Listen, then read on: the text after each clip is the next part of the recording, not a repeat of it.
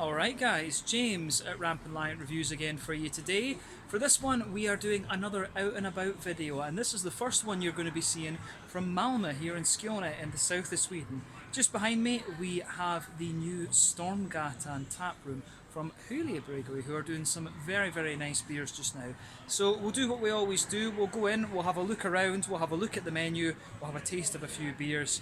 And I have to just say, it is nice to be out and about and doing these things again. So hopefully this is another interesting video for you guys. I'm certainly curious to try a few of these Hyllie Bryggeri beers on tap for the first time. So let's go for it. Alright guys, so my first beer here at the Hyllie Bryggeri Taproom on Stormgatan here in central Malmö. So first one, I was actually going to go for the Skånsk lager, but unfortunately it's not on tap at the moment. So instead we went for the Waka, which is a New Zealand Pilsner, 5.1% ABV, Nelson Sauvin hops. You can't go wrong with that, you know, big 16% alpha acid beast, lots of gooseberry, lots of kind of, white, green, grapey flavours out of it. I've had this beer before, I know it's nice, but I thought, let's have a go at this one on tap and see what it's all about. So yeah, as you can see, as you'd expect from a Pilsner beer, lovely bright kind of yellow colour. This one bright golden straw. When it poured, it had about a half finger of a frothy white head on it. You can see quite calm carbonation in this one. It's been sitting for maybe 5-10 minutes or so, but yeah, still to have a taste of it. But in terms of how a Pilsner would look, nothing out of the ordinary with this beer. Let's look at the aroma. Yeah, very nice. This one, it's got a little bit of a German Helles character to it, so you get a nice kind of soft bready malt to it, as if there's maybe a little bit of like a Munich malt or something in here. There's a little bit of maybe, you get a little bit of a kind of lager malt out of this. I know there is a Swedish maltery, Viking malts, if I remember rightly, who do a lager malt, and it kind of smells a little bit like that, a bit softer and bready, not quite as crisp and dry as you're going to get from some German Pilsner malts. There's a wee bit of a kind of breadiness to this one as well. Sorry, a bit of a bread crust, I should say. Brain's not working. So yeah, a little bit of a bread crusty quality coming out of this beer. But yeah, one or two little McVitie's digestive biscuity sort of things in there. But overall, the malt base is kind of what you'd expect. Soft bread, a little bit of a bread crust, wee bit of a kind of McVitie's digestive biscuity sort of thing. Just what you'd want from a Pilsner beer, but a little bit of Munich Helles character in there as well. So yeah, definitely got a little bit of that more crispness of the German Helles rather than the breadiness of the Czech Svetli or Letzak. So yeah, lovely smelling beer. On the hoppy side of things, you get a nice little tiny bit of earthiness out of this one. You do get a little bit of that kind of noble hop character, from a Czech Sats or a German Hallertau, Tettnanger sort of thing. It's got a little bit of that in there. Smooth earthiness, little touch herbal, nice floral aromaticity, bit of brighter grassiness, but the green component isn't too bitter in things as you would expect. Nelson Sauvin, as I say though, 16% alpha acid, it is a very capable hop of giving you bittering. But on the fruity side of things, again, it's kind of what you'd expect. You get a nice little bit of a kind of gooseberry note out of this one, some white, green, grapey notes, maybe a little bit of a peary apple kind of thing. That's what you'd expect. It's a bit difficult to pick out the fruits though, because you can smell the old mash grains from the brewery just over there. So it's a little bit difficult to pick up some of the fruity things, so my nose is a wee bit saturated with that. So yeah, let's get stuck into this beer then. So what the Waka, 5.1% New Zealand Pilsner, Nelson Sauvin hops. Let's get stuck in. Slange, skull, cheers.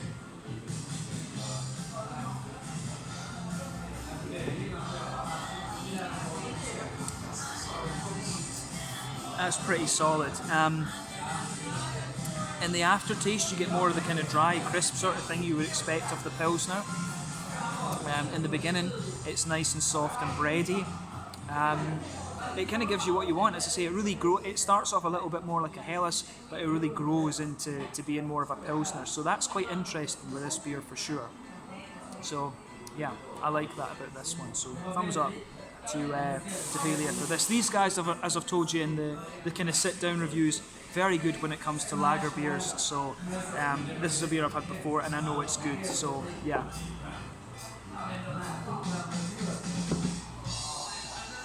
So yeah, middle of your palate with this one. Lovely sort of smooth, crisp, white, bready character that goes right across the middle of your palate. In the middle third of your tongue, It's got a bit more crispness. Towards the back half of that middle third of your tongue, you get some of the nice kind of dry Pilsner malty qualities out of it. You can really feel that there. But yeah, quite a bit of bread crust towards the front half there. Back third of your palate has a little bit more of the yeasty kind of quality and a little bit of bite on it, a little bit of the more grainy bite. But in the very centre of your palate, you get some nice kind of biscuity McVitie's digestive sort of things out of the beer. So yeah, I really like how that goes together in this one. But yeah, malty side of the beer is kind of what you'd expect from a Pilsner. It really grows into the dry side of things though. So green side of the hops, back corners of the palate, nice little bit of earthiness. As you move further forward, it develops a little bit of a herbal quality, and as you reach the front corners of the palate, distinctly kind of more floral and distinctly more sort of floral and aromatic. Of course, it's got quite a nice sort of spiciness to it as well. You should expect that from Nelson Sauvin, of course. And of course, a Pilsner like this will have a little bit more bittering hop in it, so bear that in mind. You will get some of those big green components out of this beer. Round the front curve of the palate though, a little bit lighter and grassy, wee touch of zestiness, and I think that covers the green component for me. On the front third of your tongue though, a little bit of a bready kind of grainy base again, which is quite nice. You go towards the back of that front third of your palate, again a bit of a bready, bread crusty kind of build up there, but then you get some of the sort of peary, appley esters you'd expect, but on the front tip of the tongue, you get that kind of gooseberry, white green grapey thing that is the trademark of the Nelson Sauvin. In terms of the kind of the mouthfeel of the beer, I'd say, you know, quite a light-bodied beer. Carbonation is very crisp in this one. In terms of hoppy bitterness, I think we're talking, you know, a sort of 30 IBU beer, which is kind of standard for New England and stuff these days. But a nice kind of crispness and dryness from the malt base maybe amplifies that a little bit. Smooth malt base, little touch of sweetness, and then you've got a nice kind of citrusy, sort of zesty, fruity character out of this one. But yeah, overall, really nice Pilsner beer, this one. Had it before, as I said, I kind of knew what to expect, but nice to try it on tap. That's your first tasting here at Stormgatan. We'll see how many more we'll do. At least one more, maybe two, we'll see. But hope you enjoyed this one. Catch you guys in a second. Cheers.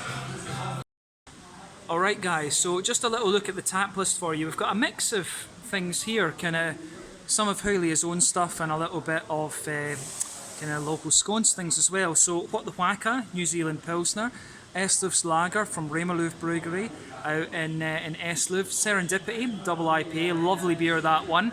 Der Lehrling, which is a Weizenbock. I'm curious about that, I have to say. Shut the Whacka, which is the New Zealand Pale Ale. I've never tried this one before, that's one I need to do. We've got the Black Sheep, another Hyllie beer.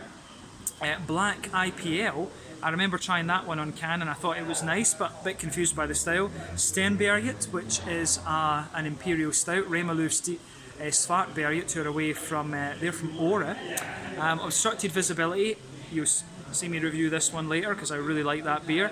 Bite the Dust, which is their India Brown Ale, and then Malmö I Love You. So 10 taps here, but a fairly nice selection, quite a lot of their own stuff, but noticing that the Hyllie Pan and the Skånsk Lager are missing, and those were two that I was really looking forward to filming actually. But yeah, still a good selection available here. Let's film a little bit at the bar. Alright guys, second tasting time then. So for the second review, we are going to go for Obstructed Visibility, which is a New England IPA, 7% ABV. Again, I've tried this beer before and I know it's pretty good, so let's see how it is on tap. So as you can see, and as you'd expect from a New England IPA, lovely kind of bright, hazy, golden yellow colour. This one, remember, the colour of your beer is dependent on one, the type of malts that you use, that determines the magnitude of the colour of the beer. Two, it's all to do with the length of your wort boil. The longer you boil the wort, the more the sugar's caramelised, thus you get a darker colour of beer. You know, the adjuncts and barrel aging can play a role, but not in a beer like this. But yeah, lovely kind of bright yellow colour, mango juice I would say it compares to, but good level of haze on it. For a 7%er, it comes across as very nice and hazy. The level of haze, of course, depends on the oat and wheat content in your beer. The yeast can play a role as well, but for a 7% New England IPA, this one looks pretty damn nice, I have to say. Nothing surprising about the appearance. Aroma time then, let's have a look at that. So yeah, very soft. First impression is it's a very soft, very kind of juicy New England IPA. The malt base, kind of soft bready notes. It feels as if it leans towards the barley malt side of things. You get a little bit of an oaty, creamy quality coming out of this one as well, which is great. You know, you've also got a little bit of a wee kind of wheaty bitiness to this one, but I'd say soft white bready barley malt, a little bit of an oaty character. For me, that's the main thing coming out of this beer. I would stick with that for the malty side of things. But yeah, other than that, you maybe get a little touch of a biscuity note, you get a little bit of a kind of, you know, a McVitie's digestive biscuity cookie sort of thing, but malt-wise, I think that's it. On the hoppy side of things, with the green side of the beer, little touch of earthiness, mainly a kind of nice light floral quality, little bit of kind of grassy note as well, but it works quite well. I have to say it does work really nicely, this one, in that sense. So yeah, I think that covers the green component. Fruity wise, lovely juicy mango, a very soft kind of apricot-y, kind of papaya type thing off of this one. I would think maybe a bit of, could be a little bit of Simcoe in this. I think it might be a bit of Simcoe. Maybe there's a wee touch of Citra or something like that. Mango, apricots, a little bit of papaya. It's that kind of soft, typical tropical beer, this one. Maybe a bit of Idaho 7 in this one, come to think of it. But yeah, little tiny hint of an orangey tangerine note. But I think that covers the hoppy side of the beer and things quite nicely as well. But lovely, very soft, oaty leaning and barley malt leaning New England IPA for me, this one. I like how it goes about its business, this beer. So yeah, let's take a taste of this one then and see how we go. So yeah, the Obstructed Visibility, 7% New England IPA from Hyllie Bryggeri here at their tap room on Stormgatan in Malmö. Slange, skål, cheers.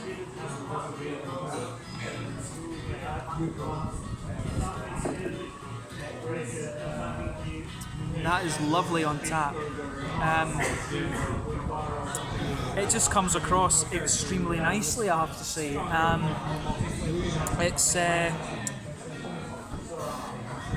I don't, you know, where to start with this one, that's the main thing. I'm noticing the brightness of the camera is going up and down, so I do apologise for that. I think it's just the light sensor or whatever. But this is a lovely, lovely beer on tap, so if you see this one, go for it, 100%. So yeah, malty side of things then. A little bit more oaty than the Aroma would have you believe. You can detect the oats, but comes out a little bit more. Soft white bready base there in the middle third of your palate. Smooth oats kind of sitting on top of that. A little touch of a kind of butterscotchy, butter candy kind of thing right in the middle of your palate. On the back third of your palate, you get a little bit of a bitiness from the wheat. There's a little bit of yeastiness sitting on top of that. And then the malt base for me, bready, oaty, and just really nicely executed. So yeah, it certainly works. It certainly works very, very well on the malty side of things. Hoppy wise, on the green side of things, nice little bit of a kind of earthiness in there in the back corners of the palate. As you come further forward, a little bit sort of herbal, and then it gradually gets more floral the further forward you come. Nice little bit of floral aromaticity on the front corners of the tongue, around the front curve of the palate. It's a little bit lighter and grassy, and just a little touch of zestiness there. Front third of your palate then for the fruity side of this beer.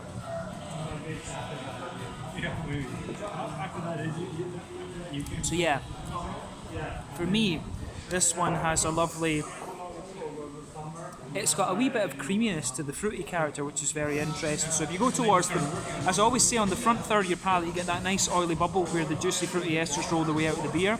At the back of that front third of your palate, a little touch of a stronger passion fruit. As you move further forward, a wee bit of a more oily mango, some apricots and things as you reach the middle of the palate. But on the front half of that, there's a distinct, light, juicy kind of tangerine note out of this one. I think Mosaic and something like Simcoe or maybe Idaho 7 as the tropical hop. I think one citrusy hop, one tropical hop in this. But I wouldn't be surprised if it's Mosaic that is the more orangey leaning hop in this. There's just something very distinctive about it. The little bit of earthiness, the way that the tangerine oranges come out, as I say, something just quite familiar about this, which I certainly quite enjoy. But in terms of New England IPAs, it's lovely on tap, this one. I remember thinking quite highly of this beer out of the can, but on tap, It is very, very solid actually. I'm just drinking this one, pardon me, as a little 150. But you know, for a taster, I think this measure works very well. So yeah, big thumbs up to Hyllie for this one. A solid New England IPA. These guys, they know what they're doing with the lagers, they know what they're doing with the hazies, they know what they're doing with the West Coasters, and the black IPAs and brown ales as well. I've had good examples of those. That's what's Untappd, as you saw a second ago in the little tap list video that we did. But yeah, lovely New England IPA this one. Let's round off with the mouthfeel. So lovely lovely smoothness to this beer, mid-bodied, kind of leans towards the creamy side of things. Like I said, it is a more oaty leaning New England IPA, this one. Hoppy bitterness, I think this is about 20-25 IBUs, something like that. The malt base is very smooth, like I say, little touch of creaminess, wee bit of sweetness, and then a nice juicy fruity character out of it. I think that sums this up pretty nicely. So yeah, the obstructed visibility, New England IPA, 7% ABV, one of Hyllie Bryggeri's own beers here at Stormgatan. We'll get on to the third tasting in a little second. Slange just now, guys. I thought this was quite funny. Please make sure that the flusher doesn't get stuck down. So, job done. This is in Swedish, but look at this. Please refrain from doing coke in the bathroom. That's in English. Naughty foreigners. Terrible. But yeah, after you've done your cocaine in the bathroom, you can walk back through the brewery and have a little look. So they're still setting it up. There you can see Johan brewing away, and it looks pretty cool. Quite impressive actually. So yeah, this is your little walk back to the bar, which is very nice. So they've got their little food wagon here, which is where they do the sandwiches and stuff, which is pretty cool. And then you can see, look at the lovely artwork on this. There you can see the famous Hyllie Bryggeri water tower and things. That mural, I have to say, is very, very impressive. It looks lovely. Alright guys, beer tasting number 3 then. So for this one, we've gone to the opposite coast of the US. We're going to do something West Coasty this time. So this one is the Serendipity Double IPA, coming in at 8.2% ABV, a West Coast Double IPA, so a bit more hoppy bitterness and things. This one is essentially a double IPA version of the Hyllie Pan, which is their kind of original IPA that they did, which is a lovely beer, by the way. US05 yeast, Citra and Simcoe hops, properly old school. Try it if you can. But yeah, as you can see with this one, it's poured a lovely kind of rich yellow colour, I would say. When it poured, it had about a half finger of a frothy, I would say, kind of cream coloured head. Not a perfect white head, incidentally, but yeah, it looks very, very nice, this one. It's been sitting for a little while, so it should be kind of nice and ripe, I guess we could say. Cam carbonation visible. But yeah, this one is pretty much as you would expect in terms of appearance from a West Coast double IPA.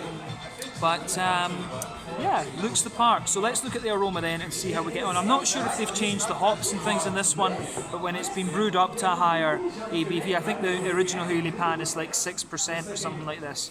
So it is a little bit higher, 8.2, bit of a difference there. But aroma-wise, I think this is still Citra and Simcoe. It smells like a very old school beer, this one. On the malty side of things, as I've told you with West Coast IPAs, in my opinion, there's two sort of types. You get these big oily, caramelly, boozy ones. You get the ones as well that are a little bit more sort of lighter, bready and biscuity. This one leans towards the lighter, bready, more biscuity side of things. So a little bit more like Pliny the Elder, I guess you could say, than it would be to Sierra Nevada Torpedo. That's probably a good comparison. But yeah, this one's it's got a nice kind of soft, white, bready base to it. A little bit of bread crust in there. Some there is an element of sweeter caramel to this, but it's got a little bit more of that kind of honey wafer type thing to it.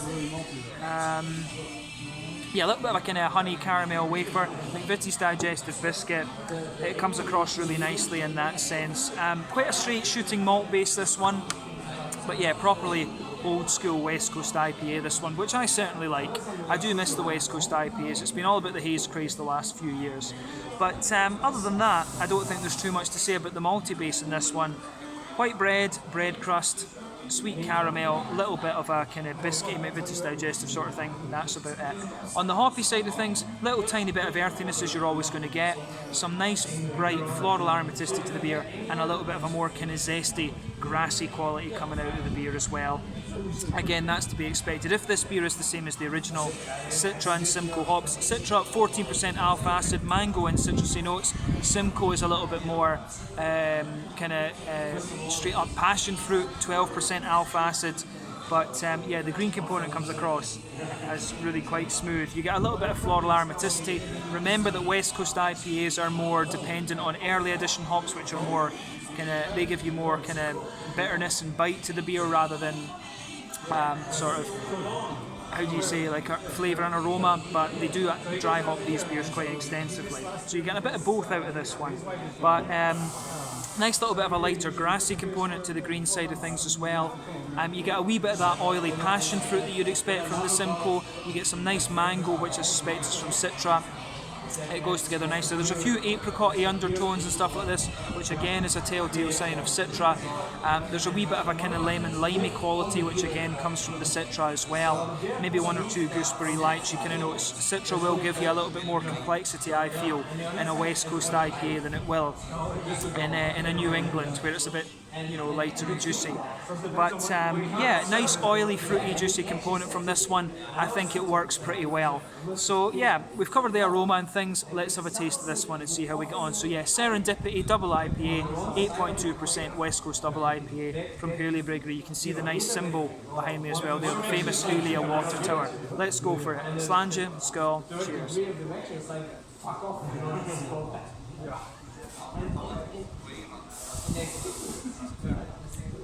That's a lovely beer. On tap again. This one is very nice. It's quite a contrast from the obstructed visibility that we had in the last tasting. You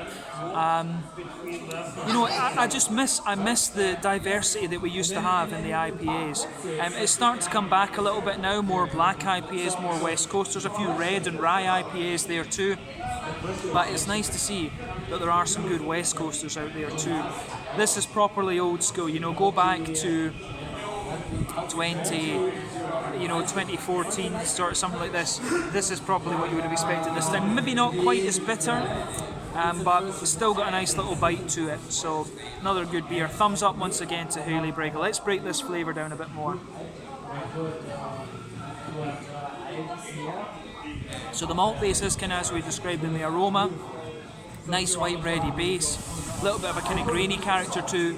It comes out later on. In the very dead centre of your palate you get a sweeter, more concentrated caramel. That's the boozy character of the beer. As you move further out from that, a little bit more kind of biscuity and things like that. A little bit of a kind of grainy element in there, but like I say, bready undertones, a little bit more of a bread crusty kind of thing, a sort of combination between white and more wholemeal bread. As you go onto the back third of your palate, you get a little bit more grainy bitiness out of this one. But yeah, the malt base is quite nice in this. It gets a little bit grainier and drier the further you go into the aftertaste, but it certainly works. Green side of the beer, a little bit of earthiness in the back corners of the palate. As you move further forward, it develops a nice kind of spicy floral aromaticity. Remember, Simcoe 12% alpha acid, Citra 14%. Not surprisingly, you're getting a little bit out of this. Again, it's to do with the early edition hops, but around the front curve of the palate, it's definitely a little bit more kind of grassy and citrusy. There's a nice little bit of zest out of this one, which will be mainly down to the Citra, in my experience. On the fruity side of things, as I always say, front third of your palate, that's where you get that nice oily bubble where those juicy fruity esters roll their way out of the beer. The base of the front third of your palate in this one is a little bit more kind of bready and sort of it's like a white bread, sort of bread crusty sort of thing. At the back of that, you get a little bit of a more pungent grapefruit and passion fruit in there. As you move further forward, it's a little bit more oily and mango-like. And as you reach the kind of front half of that front third of your palate, that's when you start to get the lemon and limey qualities out of the Citra, and perhaps just a little bit of gooseberry and lychee. Those are qualities of Citra that you only really get in the West Coast IPAs. I don't think you find these too much when Citra is used in a New England, but it certainly works as a solid, more oily, fruity kind of things. Mouthfeel wise, I would say this beer is pushing towards the top end, the mid-bodied. Carbonation is nice and smooth. It's got a little bit of oily character, which you want from a West Coast IPA. Bitterness-wise, I think this is about 60 IBUs, 60, something like this. It's not the most bitter of West Coast IPAs that you would have come across in the past, but again, I think this is to do with the kind of evolution of the IPA style because of the emergence of New England IPAs. Nice balance in the malt base, a little bit of sweetness, a little bit of graininess, and then the fruits, as I said, are quite oily. That's tasting number 3. We're doing one more, and then that's us for this part of the video. But yeah, I'll catch you soon with something a little bit more malty. Slange, skull, cheers. Alright guys, so a little look at the menu then. So, a few kind of interesting things here. I'm not sure exactly what breaker is. I think it's just like, you know, kind of appetizers, little plates if you like, but then they've got some melts, cheddar, tuna, pastrami, sour cabbage, Thousand Island sauce, all these kind of things. About 100 crowns, which is not bad when you see them. They've got lots of different sausages. You can't really go wrong with beers and sausages either. 105 kroner, not bad. Remember, it's about 10 Swedish kroner per euro roughly. Some extra sides in there. Some sweet things. Oh, they've got ice cream, vegan ice cream, chocolate fudge toasted ice cream. Chocolate fudge ice cream might be interesting. That's maybe something for a bit later on. Malmö berries from the chocolate factory down by Malmö Brewery. And here you've got the beer price list. A few alcohol-free things in there. So not bad price there. Some wine and mead and things like this, which looks pretty nice. Little bit of cider as well, and then you've got the Folköl, so they've got the Hyllie 3.5%, so that's kind of interesting actually.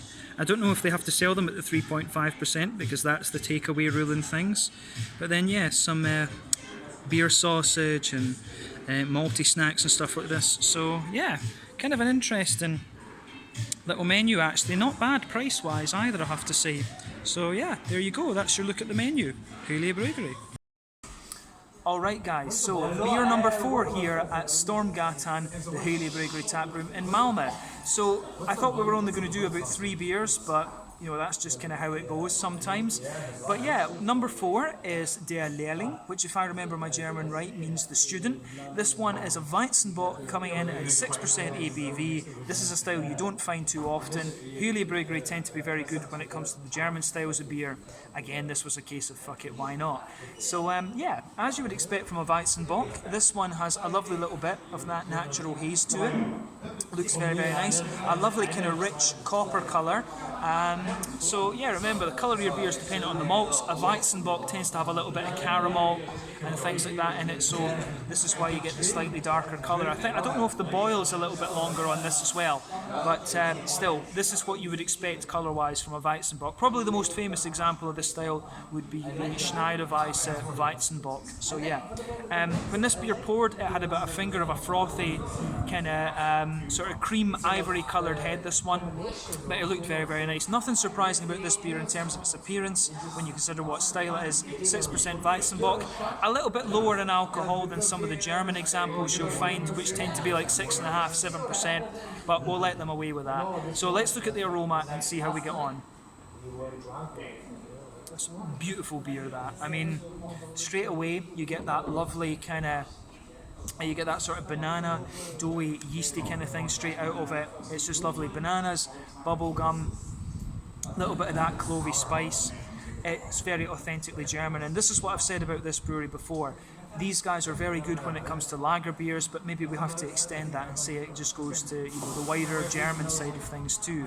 I've not tried this beer before. I don't think they've released this one through Systembolaget, come to think of it, but I guess that's something they're going to do in the future, but it comes across very, very nicely.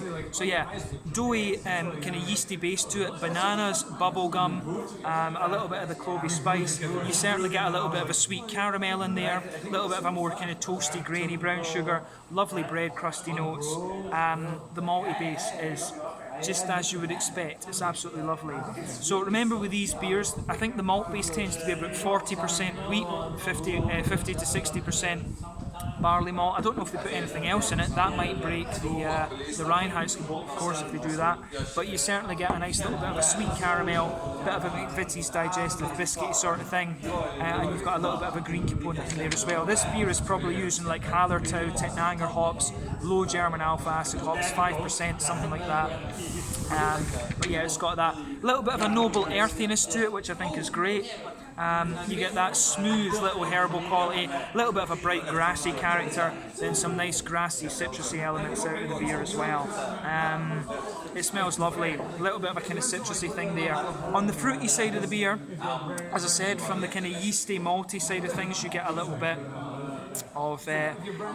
of banana out of this one, but some nice kind of peary appley esters in there, maybe one or two little lighter kind of red fruity notes, a little bit of a figgy note, which I think works out great. It's a lovely smelling beer, this. It smells a little bit boozier and stronger than it actually is.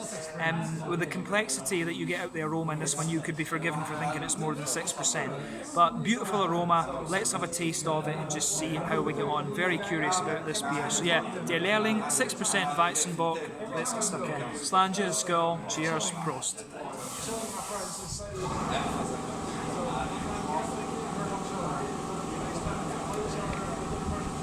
That's very shaking my head, but that's just because of how authentic it is. It's a lovely beer, that again, very authentic. So when it comes to Hyllie, these guys, I think they've got a bit of a niche here. They're very good at the American IPAs, but they seem to be very good at the German beers as well. I want a Dunkel from these guys, and I want a Doppelbock. I want proper Dunkels and Doppelbocks from these guys. If they can do a Weizen beer, a wheat beer this nice, then if they try a Dunkel Doppelbock, I think we're in for a real treat. But let's just say, very authentic. This is exactly what I look for. This is exactly what I look for when it comes to German beers. You want these to be authentic.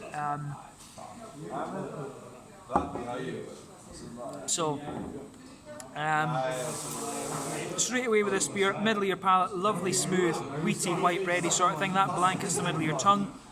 You get banana, you get clovey notes out of it, you get that kind of bubblegummy note. In the very centre of your palate, you get a little bit of a kind of circle of sweetness, sweet caramel right in the centre, then it just sort of becomes a little bit of a lighter, slightly more biscuity brown sugar as you move out from that. One or two little woody, almost slightly nuttier undertones in the beer as well. But yeah, if you go into the back third of your palate, you can feel the flavour is a bit taller and more yeasty, which is great.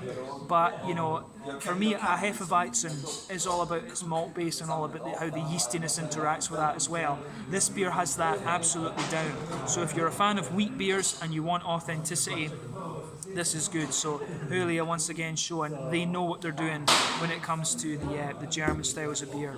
I very much approve of this. Not a style we review on the channel every day, but one that I certainly enjoy given the chance to review it.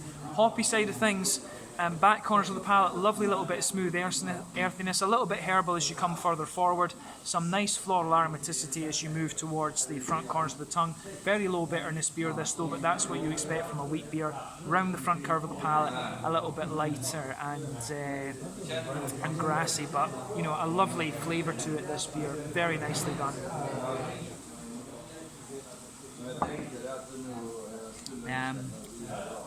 Yeah, that's what we want from these beers, is authenticity. Fruity side of things, as I say, you get a good little bit of banana from the yeasty and the malty side of the beer. There's a few kind of light peary esters, a bit of apricot in there, maybe one or two light sort of figgy notes out of the beer as well. Maybe a little touch of a candied strawberry, something like that. Very nice kind of light, juicy, fruity esters out of this beer. Great example of the Weizenbock style in my opinion.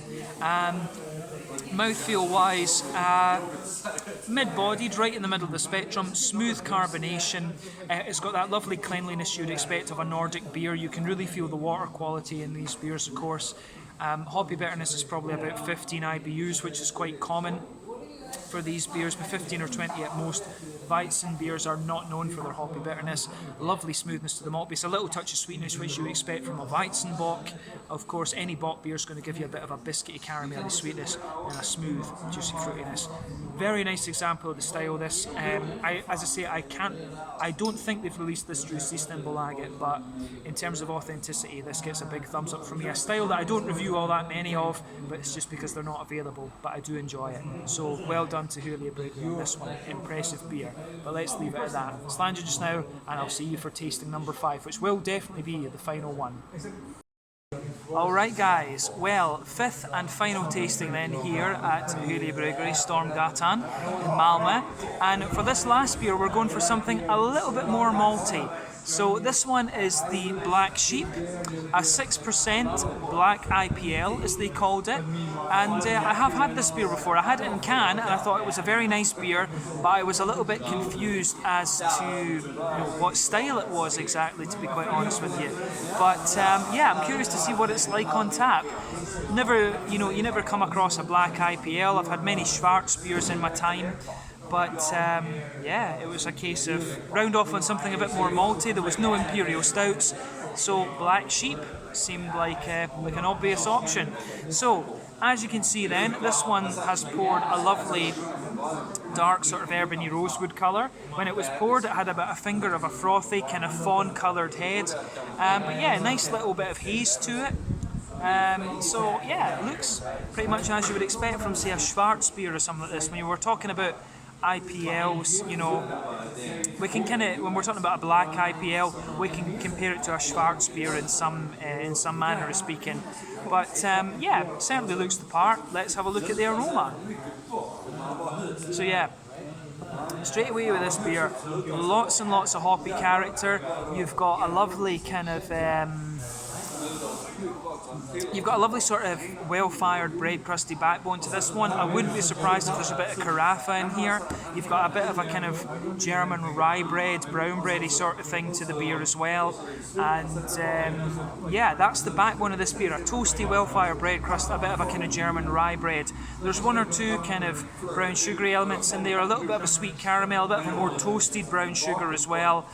But yeah, it's a lovely malty backbone. One or two woody undertones, nutty bit undertones as well. You kind of expect that, to be honest. You're going to get a few undertones. Hyllie Bryggeri know what they're doing. You get a few interesting things from them. But in terms of the malty side of things, it is kind of what you'd expect, but quite a sort of bready lager. But on top of that, of course, you've got a nice little bit of hoppiness.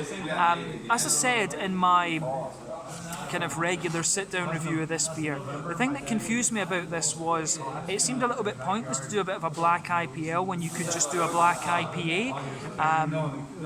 That was the main thing. I didn't really notice much of a difference with this beer. If you did a slightly more kind of you know, if you did a little bit more of a kind of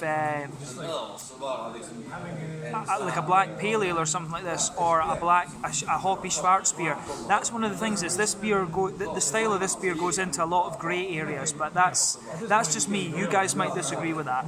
But on the hoppy side of things, it's got a little bit of earthiness, it's got a good little bit of floral aromaticity, and a good wee bit of grassiness in there. That's your green component. On the fruity side of things, for me, there's quite a bit of a mix of red fruit and orange here. There's a nice little bit of a juicy kind of figgy quality in there, a little bit of a kind of tangerine orange. I wouldn't be surprised if this is a bit of like Cascade and Mosaic or something that's in this.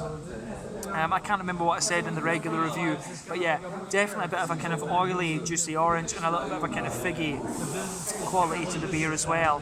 But I certainly like how this beer goes about its business in that sense. It works very well. So yeah, nice juicy fruity hoppy characters, a little bit of a more hoppy note to it. You'd expect a little bit of hoppy bitterness and a bit of malty bitterness as well from a Schwarz beer. But a black IPL, a little bit more of a kind of grey area, a bit of an unknown. But it smells very nice, keep that in mind. Let's have a taste of this beer and see how we go on. The Black Sheep, 6% black IPL from Hyllie Bryggeri. As you can see, the famous water tower behind me. Let's get stuck in. Slange, skål, cheers.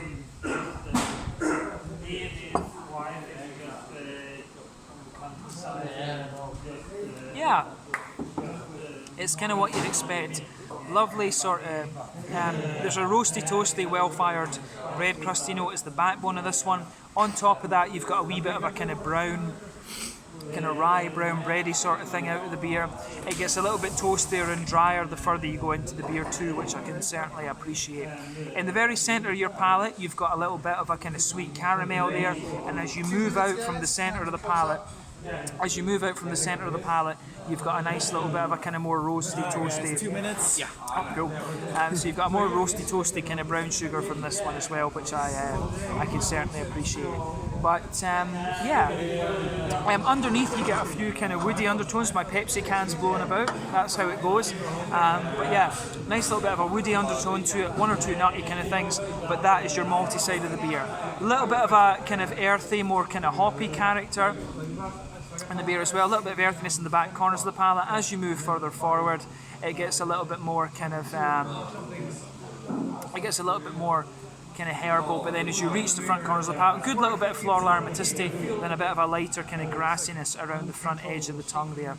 It's quite nice. There's a wee bit of zestiness to the beer as well, but on the fruity side of things, front third of your palate, wee bit of a bready build up to this one, wee bit of a bread crusty quality, some roasty toasty bread crust underneath, but on top of that a few fruity esters. For me, it really leans towards the orangey side of things. I'm starting to think that Amarillo could be a possibility for this one, but Mosaic and Amarillo are kind of close in some ways, so it could be either or.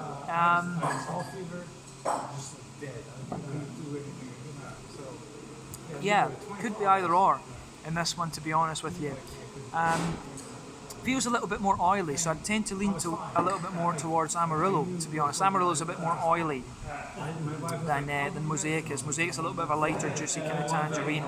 So a wee bit of character coming out of this one, but as you move towards the very kind of front tip of your tongue, there's a wee bit of a limey quality in there as well. So, you know, that could be Equinox, it could be Motueka, could even just be a little bit of Citra giving you something else in there too. But yeah, kind of interesting this one. There's a wee bit of a grapefruity note comes out of it the further you go into the aftertaste too.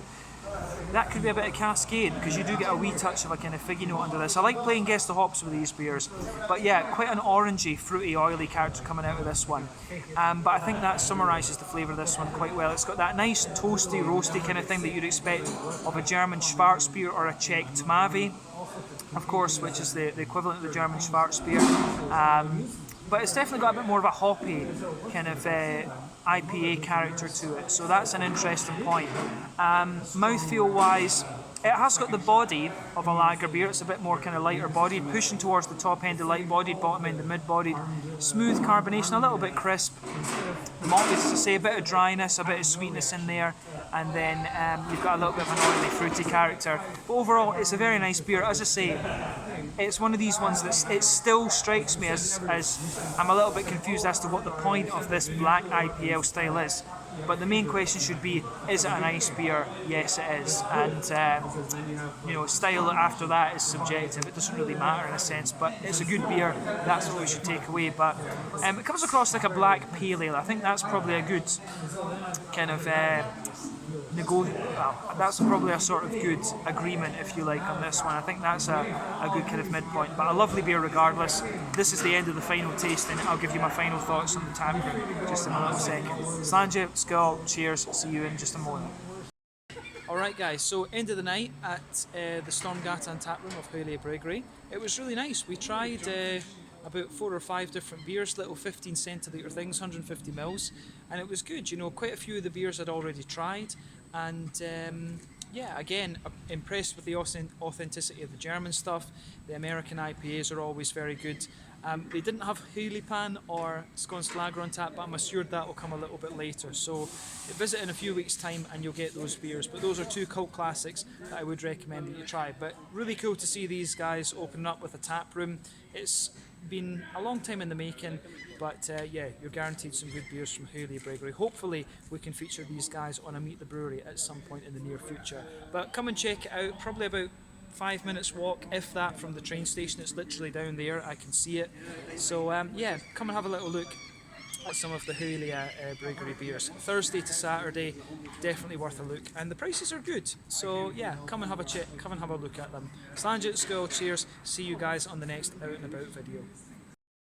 So guys, this is my friend John who's been chilling with me here at Hyllie Bryggeri. He forgot his bike, the dozy bastard, on the way back, so yeah, had to remind him. That's terrible when the Scotsman is more sober than the Irishman. That's just how it goes, guys. Cheers.